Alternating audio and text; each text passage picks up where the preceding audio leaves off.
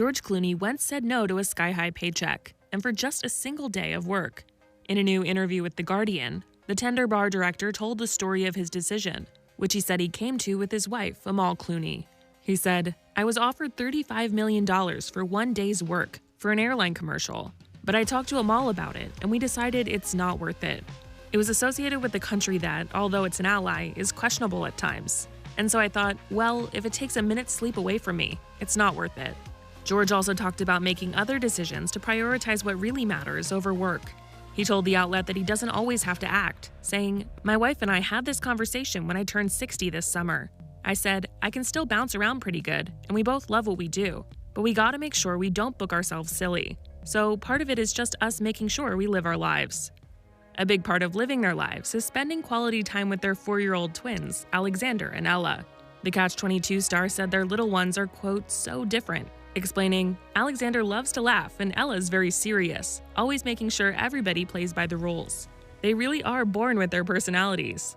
George told the outlet that they don't have a big team of nannies because it's important to Amal to be really involved with their kids. He said, "We have a nanny 4 days a week, and the rest of the time, it's just us. And during lockdown, it was just us, for a full year. I felt like my mother in 1964, doing dishes and 6 loads of laundry a day." George and Amal had a parents' night out at the premiere of The Tender Bar in October. And Access Hollywood talked to the couple about what it was like to be on a red carpet again after so long in lockdown. How does it feel being out here again amongst the people? Yeah, it was funny. We've gone through all these protocols so that we're allowed to be in a room for 5 minutes together.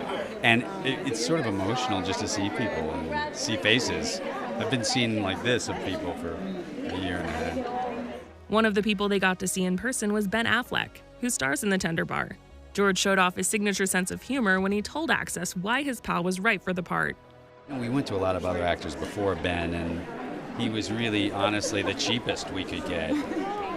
Yeah, it was about the budget, because, Damon couldn't do it, and, Pitt couldn't do it, and Cruise. I mean, we went to all of them, you can imagine, and then finally we were like, well, we can get Ben for almost nothing, so we did it. Whatever works. We're so lucky to work with him, and we've had great luck together working on Argo, and he's just a wonderful actor, and it's fun to work with really people who love what they do,